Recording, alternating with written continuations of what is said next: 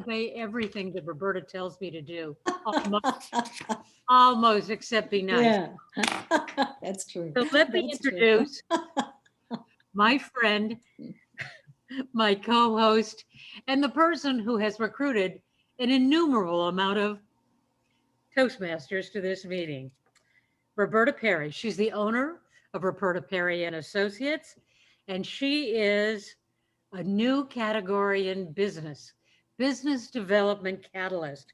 As her friends, appreciative clients, and colleagues would say, Roberta makes things happen, doesn't she? Yes, she does. So please welcome the fabulous Roberta Perry, who will take it from here. Thank you, Norma Lynn Cutler. Woo! All right, are you ready to up your online meeting game? As Norma Lynn just introduced me, it is my pleasure to welcome all of you to Invitation to Tomorrow Today Showcase. My name is Roberta Perry. I did check my name tag this morning, and it is my pleasure to be the co-host along with Norma Lynn Cutler with Cutler Enterprises and advisors Susie Oglahara and Heidi Hirsch with Reveal Studios Architect. Susie is with Panasonic Hollywood Labs, and we thoroughly need her as our advisor. Thank you, Susie, Heidi, and Norma Lynn. As noted, we bring, that is us ITT, or Invitation to Tomorrow team, we bring market-ready products, services, and solutions to handle today's many challenges. Our program format, as Norma Lynn alluded to, includes a 15-minute presentation by our guest speaker, Wendy Moodie, who is the president of Production and Special Event Services, followed by the questions that we as a team have prepared, as well as questions that you will put into chat. Remember back 1 year ago, April, larger than life challenge hit us all. With our offices closed, we began diligently working from home, learning how to use online conference platforms. And there were so many of them to choose from. However, Zoom became our best friend. Thus began our education in how to present ourselves best when in an online conference or when using a conference platform. I was introduced to our guest speaker, Wendy Moodie, by Susie Oglahara. Wendy is a technical director specializing in incorporating technology, either through email or we will put it into the chat and you will then be able to get the ebook.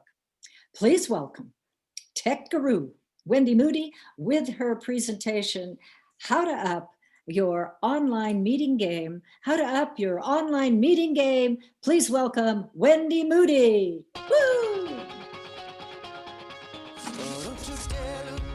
Hello, everybody, and hello, Roberta. Thank you so much for that wonderful introduction. And I want to thank everybody for coming here today. It's amazing to see all of you and so many fantastic Toastmasters. I'm very honored to be able to get the opportunity to present to you. Today, as Roberta was saying, I'm going to talk about tricks that I have learned over the last year on how to present a more coherent Zoom presentation. It was a year ago, and all of our business moved from live events to virtual events. So I had to learn quickly how to create a good Zoom experience. So I learned a lot of things, and I'm going to share them with you today. The first thing that I learned is that it's all about internet speed. When I started Zoom presentations, I started from my house. As everyone, we moved from our office to our house. I realized I didn't have fast enough internet speed. So I called Spectrum and said, I need the fastest internet that you can provide to me. They immediately sent a box that was 250 megabytes, which I thought was fantastic. But what I learned is Spectrum and many other of the providers have a very fast download speed, but a very slow upload speed. And it's the upload speed that you need when you are streaming from your location. Download is great when you're watching a movie, but it's the upload speed that matters to make sure that your presentation is visually not jerky, that the audio isn't messed up, and that it's seamless. realizing that, I did research and found out that Frontier brought fiber to my neighborhood. So I installed Frontier, and I now have 250 megabytes up and download speed. But I also kept Spectrum. The last week, my Frontier service has been going on and off all the time. So it was really important that I keep a backup internet, because you can't have something fail, or you need an option in the middle of a presentation. And I encourage all of you to do the same thing. In the middle of the presentation, you need to be able to show sorry, I'm going to switch the screen. In the middle of the presentation, you need to know how fast your upload speed is and how fast your download speed is, to make sure that you have selected the proper internet for the moment. The way you can do that is by clicking the video arrow at the bottom where the camera is, and there will be a pop-up that says video settings. When you click video settings, click the statistics tab. That statistics tab will bring up the window on the right. The window on the right will show you the internet speed that you are currently receiving, both upload and download. So if you are about to do a presentation, make sure that you check that you have selected the best possible internet server that you can for your particular moment and your particular location. The other thing that I have learned about internet and Zoom is that it's all about the video playback being not fuzzy or jaggy. Sometimes when you watch a video, it gets distorted, it stops and starts. Zoom addressed this, and there's other ways that you can make sure that this works efficiently. The first thing you want to do is you want to make sure that with the video playback, that when you're sharing your screen, when you click the screen share button, at the bottom of the screen share button, there are two boxes, one that says share sound and one that says optimize for video clip. You want to make sure that both of those are on if you have video that you are playing that's embedded into your presentation, or if you have video that you are playing just alone on a loop. What this does is it streamlines the output to prevent the stop-start that many people see when they are watching the presentation. If you are in the middle of a presentation, you can also double check that you have clicked that button before you show the video by putting the cursor to the top of your screen and selecting the More tab.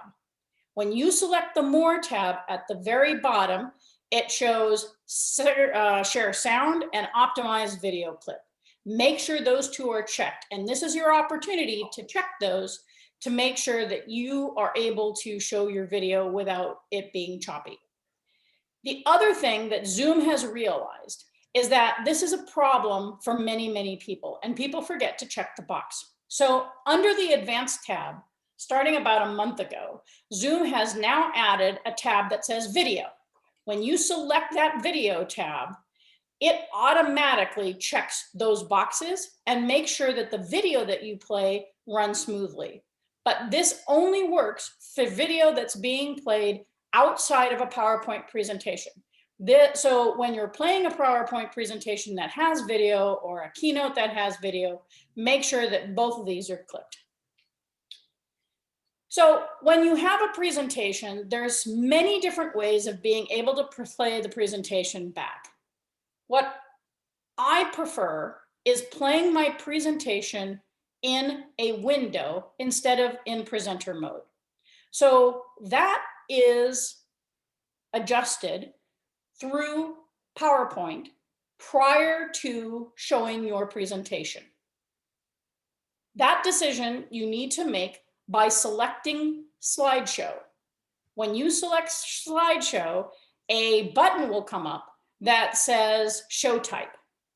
If you want to see the presenter notes, select presented by a speaker full screen.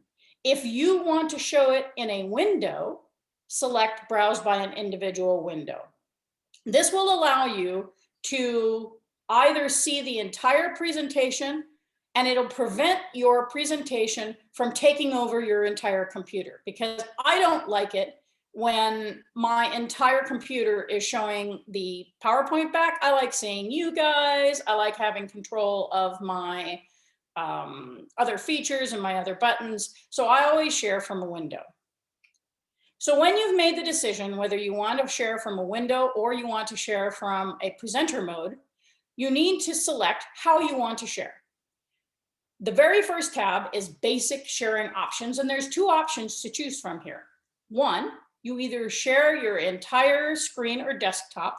You want to do that if you are going to be in presenter mode, because that will show your entire screen.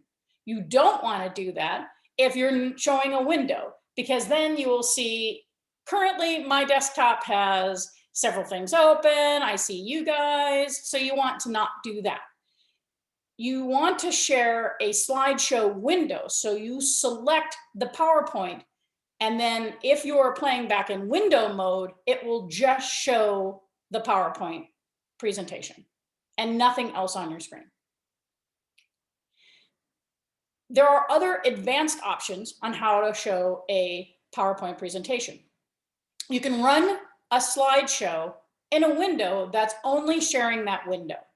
So I'm a very non-linear thinker. When I'm doing presentations and when I'm working in more of a casual environment, I hop back and forth, I select slides, I skip slides. And if you select this option, you are able to draw a window around the slide that you want to show. So in this case, I've just selected a green square around the portion of my computer screen that I want to air. This way, I have the entire side that I can select what slide I want to show next. I can skip a slide. It gives you a lot of control. Another advanced sharing option is rolling your video outside of your presentation. If this allows you a little bit more control and the videos show a little bit more seamlessly. You do this by having all of the videos open. And when you go to the button, the advanced button, you can select either the PowerPoint or one of the videos that you have open. With this feature, remember to keep the video open on the desktop, because if you minimize it, you will not be able to see it. And the final option, I think, is completely weird, but I wanted to offer it to you anyway. It's a new feature that Zoom is providing, where you can use the slides, your PowerPoint slides, as a virtual background to your presentation. So if you look in the photo here, I am very small in the lower right-hand corner. This is perhaps good for the Toastmasters, where you want to stay on camera, you want to be able to use your arms, you want to discuss what's happening in a more casual environment. Perhaps it's a sales meeting. And so this allows you to be able to do that. But for me, I think it's kind of weird, but it's cool that they do it. The next thing I want to talk to you about is virtual backgrounds. I'm going to stop sharing for a second and show you my current setup. The first thing you have to do is decide whether you want a blue screen or a green screen. I have a blue screen because my hair is blonde and my complexion is very light. Blue doesn't reflect light. So if you have light hair, the blue will not reflect onto your hair, which means when my hair is moving, I have less of the halo that's created from the movement of the hair, because the computer understands more what color it's supposed to take out. If I was using a green background, the green in the background reflects on my hair and on my skin, and it makes it much more difficult for the computer to understand what it's supposed to take out. The second thing that you need to be aware of is the distance. Right now, I'm quite far away from the backdrop. I almost fell on it. So when I go farther away, the backdrop reflects more on my body. So blue is better if there is a very close, if you have to be very close to your background, because it reflects less light. Green in general, however, is a more identifiable color for the computer, and you're often more successful with a green background if your skin type lends itself to be. The other thing that's incredibly important is you want to choose the lighting very carefully. So here you see, I switched to the other camera so you can see the setup that I have. These lights are available on Amazon. They're $25. All they are is fluorescent lights on a stand with the umbrella. And it creates a soft background. And the key to the lighting a green screen or a blue screen is that the background is super well lit and very intense. Because what happens is when you turn off the background lights, it goes dark. This is how it looks with just the natural lighting in my office. And as you can see, the background now has gone almost completely black. Because it's gone completely black, the computer now can't determine what's green screen and what's not. So when you restore the green screen, it's able to pick out the color more easily and determine what to remove and what not to remove.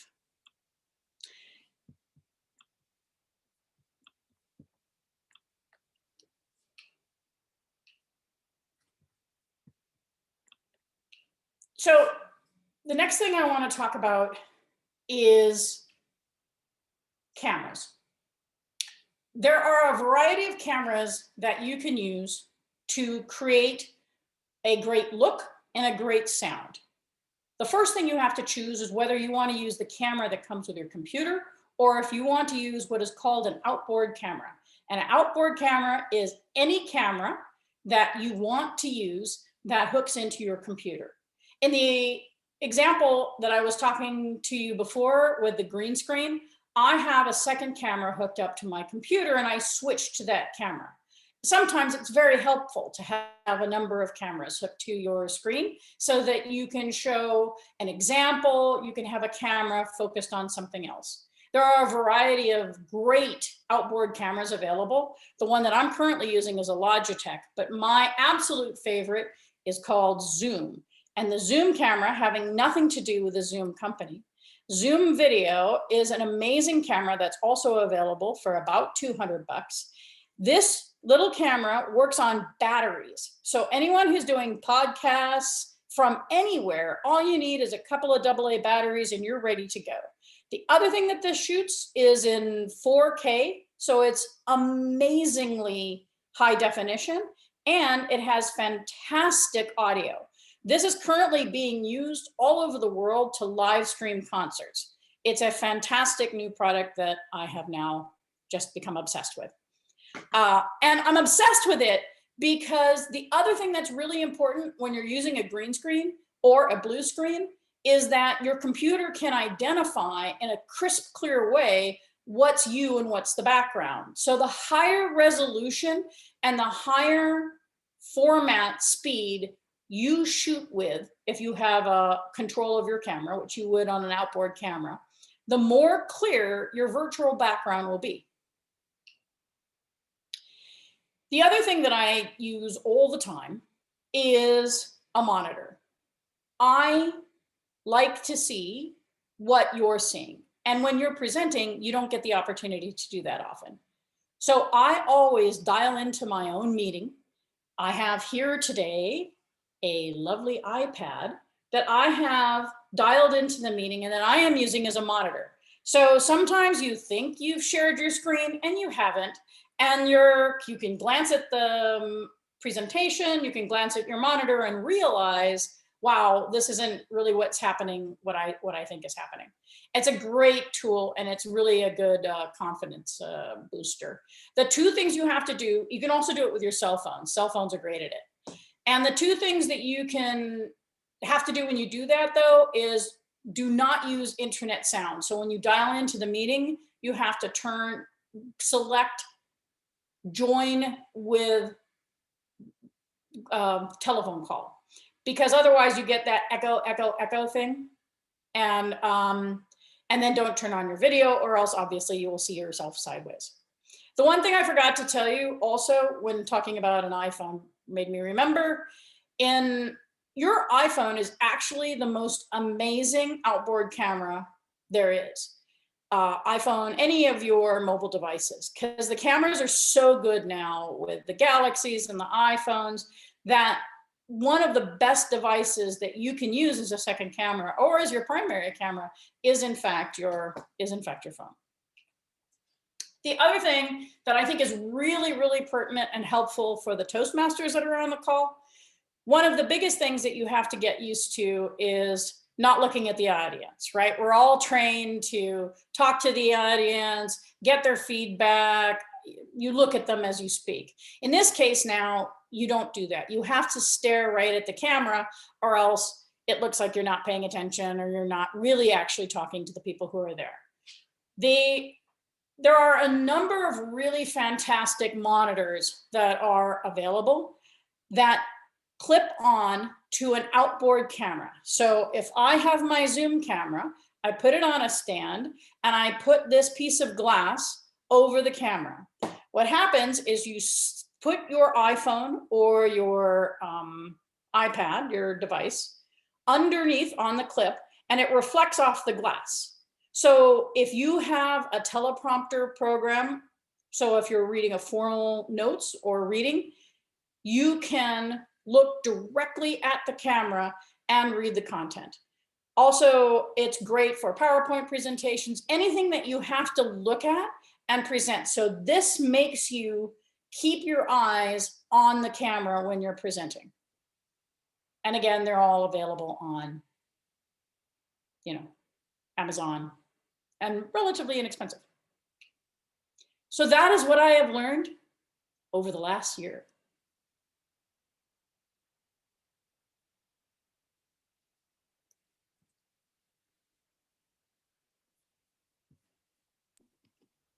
Wow. Wendy, whew. I don't think I could take notes fast enough. Let me start with this quick question to you. Is all the information that you shared with us today, and there was a lot, is that going to be in your ebook or is there someplace else that we should garner the information? Yeah, most of it is in the ebook. I have some notes online too at our website, and I will, it's just Passes Inc., PASESINC.com. Excellent, excellent. Wow, all right. Susie, I know you're there. Susie, I'm not sure I can see all of the chat questions coming in. So if you would help me, if there's any questions that come in that we haven't talked about. All right, thank you very much. Let me start with a question for you, Wendy, I noticed today that I have a little bit of lag. I'm here at Panasonic Hollywood Labs. I have a lag in my video. Is that because I don't have a dedicated service or is there a problem with my Mac computer? 90% of the time it'll be the internet speed because you have to check. Ideally, if you can hardline into your modem or router, that by far will give you the best signal. Otherwise, if you are on Wi-Fi, everything else in your office is also on Wi-Fi. Your phones, your computer, your TVs, and now we're all home. So our kids and our husbands are on the Wi-Fi. So you want to try to select a network that is the least occupied by your family. And in your case, where you're at the office, obviously all of you guys are sharing the same circuit. So. Okay. All right. Susie and I'll work that out later then. Thank you, Wendy. Bruce asked the question. I just want to make sure that we answered it for him. Can we get some detailed instructions on the different background settings? Is that on your website or in your ebook, or where do we get that detail? You gave us so much today. I can share the PowerPoint presentation with you, and I'm also available for any questions. Excellent, excellent. So if you'll get that PowerPoint presentation to Susie or Heidi, then we can get that out to the people who are on the call today. That'd be great. Thank you, Wendy. Now I'm in still confusion mode. What is the difference between a presenter mode and a full screen mode? And what's the advantage of a presenter mode? because you lost me. All I know is really gallery or active speaker. And then all of a sudden you went into this and I'm going, well, where is that? Yeah, so that's a selection that you make from your PowerPoint. And all of you Toastmasters, I'm sure you guys do this all the time. You either select the view that shows the next slide and the slide you're on and the time that you've talked so that you can stay on time, you know Okay. what's next. Presenter mode is great for me when I'm not really familiar. If I'm winging the presentation, I don't really know it that well, I'm kind of talking extemporaneously, I can know what's going to happen next so I can kind of mentally prepare for the next slide. And it's helpful for me when we do that. But for the most part, I know what's happening and I know the presentation. So I just stay on the slide that's currently airing. So the biggest difference is that. The other thing is time. I also have a time clock that I always speak to because I can honestly ramble on forever. And this is, it's very helpful for me to have the time, but I don't like it embedded in the presentation because it just distracts me and bothers me. Okay, great. Valerie asked a question. This is a good one, Valerie. I do want to ask for everybody. So if Valerie asked, so if my video statistics say I've got 70 something KBS, gigabytes, I can't read it from here. All right. Kilobytes per second. Okay, kilobytes per second, sorry. And 1200 kilobytes per second to receive. Should I assume any video I play looks bad? Yeah, yes. It has to start with gig. I think that's the very, very first thing you want to try to achieve. Absolutely. So I'm on Spectrum, and I should call them to say what's happening with my, it's all on Wi-Fi, right? Right. So But your entire house is on Wi-Fi. So the Right. way Spectrum brings product to you is that your home phone, your landline, your TV, your computers, your cell phones, everything in your house, in my case, my intelligent speakers, my intelligent lighting, because I love gadgets, all of that reduce your bandwidth because it's all on the same bandwidth. So even though you're getting 200 megabytes in, it gets eaten up very, very quickly, all of the things that are connected in your home. Oh, so I could turn off television, for example, and that should help it. Yeah, Yeah. absolutely. Okay. Turn off anything that, and tell your kids to stop playing video games. That's the number one. Okay. Yeah, All right, good. Thanks, Valerie. Thank you, Wendy. perfect, thanks. And AJ is asking a question, what are your thoughts about Zoom webinars versus this type of live presentation, Zoom meeting for interaction with attendees? Yeah, I love webinars and I love meetings. They're both fantastic, but they're both totally different interactions. And I work with Viking Cruises is one of my larger clients, and I work with their sales team in creating compelling webinars because it's possible to do that. When you're presenting to several thousand people, it's difficult to develop a relationship or a rapport with them, but there are ways of being able to bring in a lot of video and a lot of music and some interaction and keep it compelling. Because what's great about this is I see y'all, your cameras are on, so you have some sort of obligation to look at me because you know I'm looking at you. So, but you know, in a webinar, you don't see anybody. They're just in space. So it's very difficult, I find, and you guys do this for a living, but I find as a presenter, it's much better for me to be able to do it this way. All right. Oh, great. Thank you. I like the live presentation. I like to be able to interact with the audience. So thank you. Wendy, have you had an opportunity to be on a different conference platform as an avatar? I know I did that last year. AJ was on as my coach to help me through it. Have you had that opportunity? I'm getting more and more requests for that now. Yeah, there's several different platforms that we're looking looking at our clients. There's an amazing platform that we just talked to the owner yesterday called Cinemoi. Cinemois is a virtual world. So this is something like Second Life. Second Okay. Life is an entire metaverse where people go into, you select a human and you can walk around to different cities and countries and different worlds and experience those worlds with people.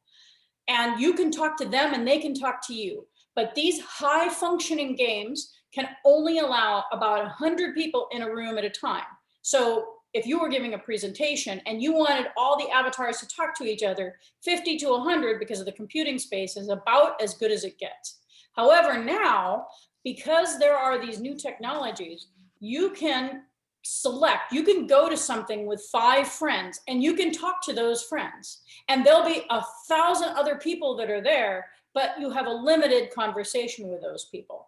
And there's great hybrid formats. I can recommend probably 10 formats off the, I can talk for hours about this, but it's fantastic breakout room options. I love the breakout rooms in Zoom that you can create one-on-one interactions, but there's fantastic platforms that are coming out every day.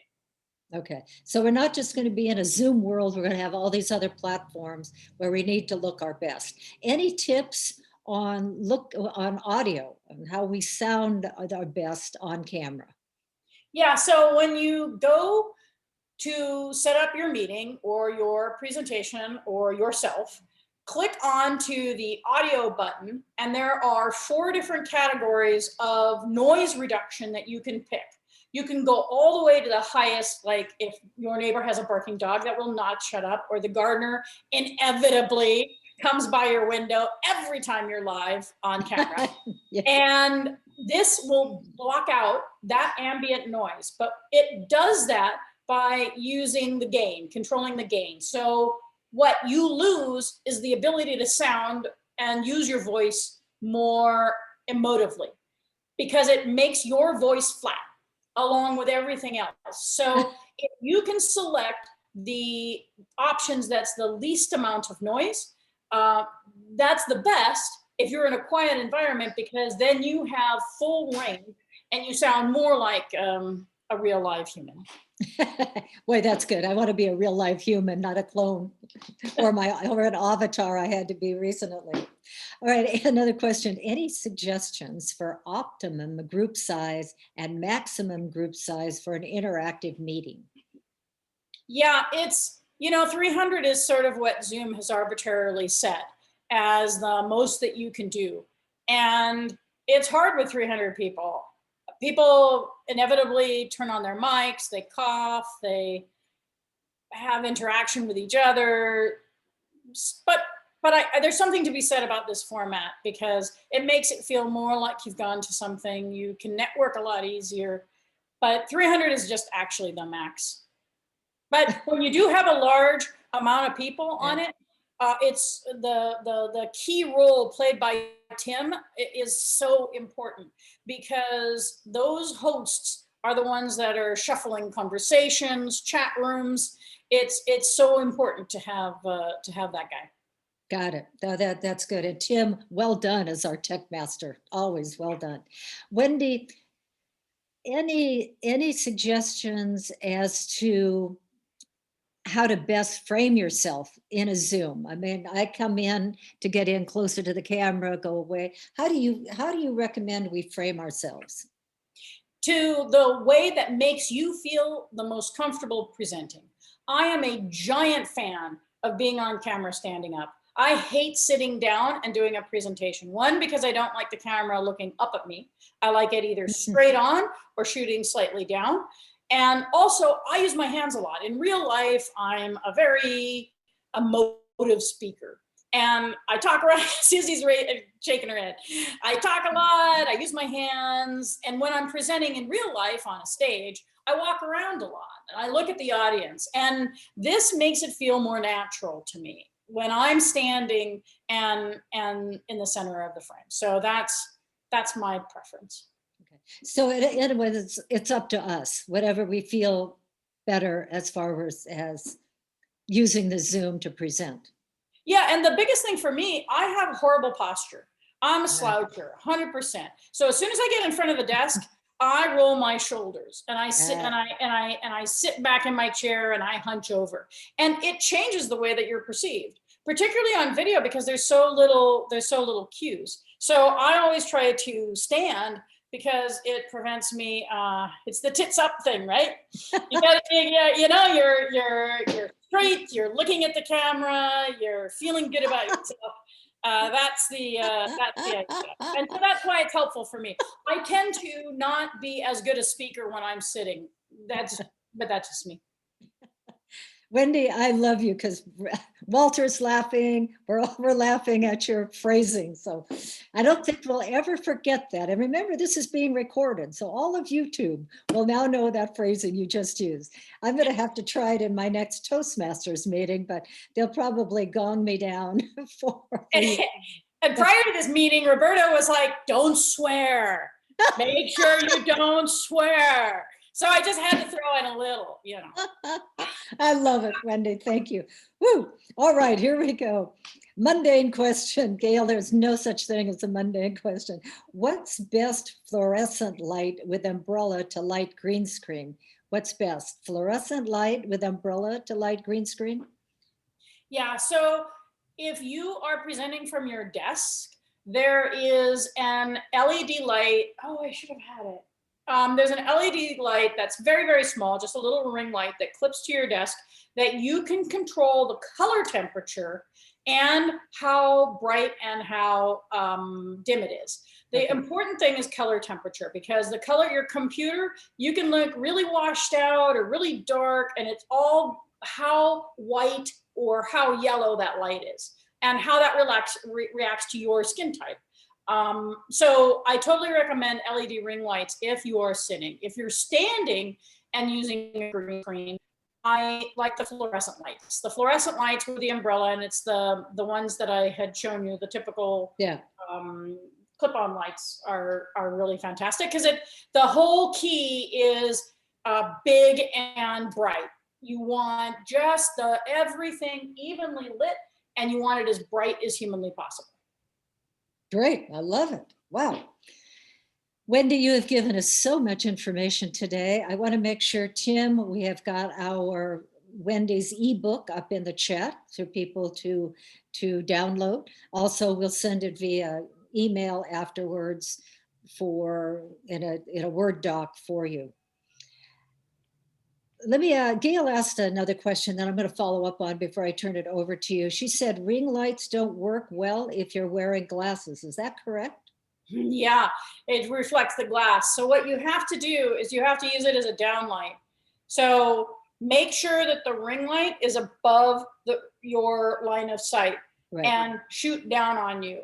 The other thing that I tend to do is have a second, just a little, even as like the iPhone, is you can put it right down at the bottom and have it reflect on what do you call it, the flashlight mode, and have it reflect up on you. Because if you just downlight, you get that Frankenstein thing in your, That's true. So you want to have it up and down, but for people with glasses, by far, yeah, you want to put it up. Roberta's nailed it right now, I think. Yeah, well, that's because I learned from you. I keep working on it. Or as I told Susie earlier today, I'm evolving. We all are. That's the key to 2021. That is the key. That is the key. All right, Wendy, you have just been so awesome. I want to take a moment now to have you tell this amazing audience of ours what you really do for a living. Because I know you go out and you work with a lot of your clients on Zoom and on the platforms. And I know you have a video to show us. Just take a moment, Wendy, and do that. Let us know what you're up to next. Oh, yeah, sure. So we have a company. I have two business partners. It's production and special event services. We have created and produced events globally for the last 25 years. We have worked with primarily the motion picture industry, the beauty industry, and a lot recently with malls. We have been partnering with people to develop more engaging entertainment that is both COVID safe and has a virtual presence. So we will create an event and you can go to and have an amazing interactive experience, but you can also experience it while you're at your home.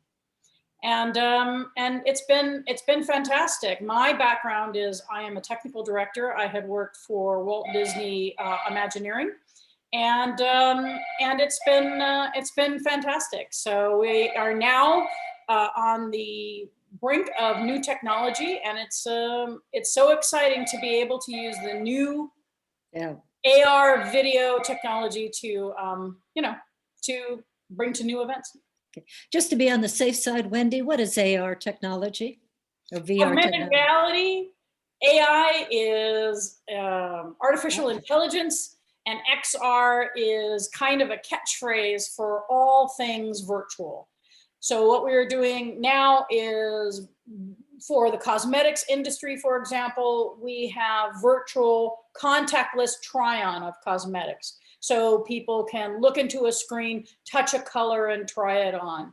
And there's a number of different contactless experiences. I'll volunteer to be one of your test subjects on that. Yeah, beauty's the next one. Good. Well, Wendy, again, it is just such an honor to have you be our guest today. I know we're working with you on a Hollywood project. And for those of you on screen, she and I are going to team up to work on a Godzilla project together. Woo, I can't wait. Being the Godzilla fan that I am, I can't wait to do that. But Wendy, again, thank you. You've given us so much information on how to be better on Zoom, how to up our game. I really, really appreciate it. On that note, I return control to my co-host, Norma Lynn Cutler. Over to you, Norma Lynn. Do I really have control, Roberta? It's hard to say. Well, thank you all for coming and joining us on this. I've received a few messages from several of you saying that you really enjoy this content. I'm not sure about the ebook. Everybody's asking me on the feed here, where is the ebook? I'm not sure, but Susie or Wendy can respond to that. We are going to, as we said, send you a link to the videotape of this to all of you who have registered in the next day or two, and hope you will enjoy it and refresh your memory of all the things that you didn't take notes on today. And Wendy's going to have next month a webinar, as she was stating, about hybrid events, which are half virtual, half actually in the mist. Right. So, hello. Somebody's on the street there. But we will be doing another program next month. You have to watch our LinkedIn or our emails and blasts from MailChimp and Eventbrite to know what it is. It's a big secret and we're working on it feverishly. But again, thank you so much for joining us today. Hope you all really, truly had a great time and took some great pointers out of this. So have a great week, everybody. Thank you for the opportunity. Thank you, Wendy. So great.